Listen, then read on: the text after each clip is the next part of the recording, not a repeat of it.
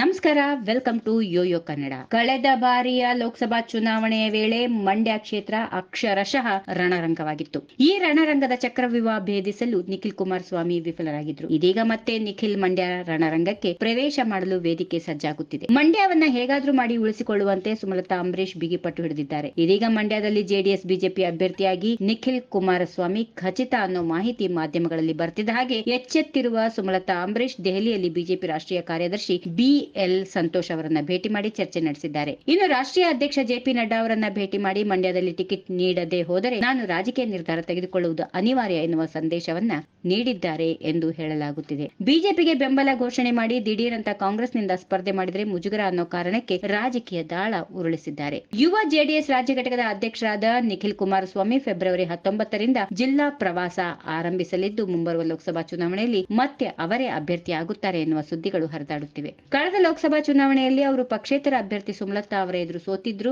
ಸೋತ ನೆಲದಲ್ಲೇ ಗೆಲ್ಲಬೇಕೆಂಬ ಉದ್ದೇಶದಿಂದ ಮಂಡ್ಯದಿಂದಲೇ BJP JDS ಮೈತ್ರಿ ಅಭ್ಯರ್ಥಿಯಾಗಿ ಸ್ಪರ್ಧಿಸಲಿದ್ದಾರೆ ಎಂದು ಹೇಳಲಾಗುತ್ತಿದೆ. ಹೀಗಾಗಿ ಮಂಡ್ಯದಲ್ಲಿ ಯಾರು ಕಣಕ್ಕಿಳಿತಾರೆ ಅನ್ನುವ ಕುತೂಹಲ ಗರಿಗೆದರಿದೆ. ಒಟ್ನಲ್ಲಿ ಮಂಡ್ಯ ಬಿಜೆಪಿ ಟಿಕೆಟ್ ಯಾರಿಗೆ ಅನ್ನೋದೇ ಕುತೂಹಲ ಮೂಡಿಸಿದೆ. ಟಿಕೆಟ್ ಘೋಷಣೆ ಆಗೋ ತನಕ ಯಾರಿಗೆ ಲಾಟರಿ ಹೊಡೆಯುತ್ತೆ ಅಂತ ಹೇಳೋಕ್ಕಾಗಲ್ಲ.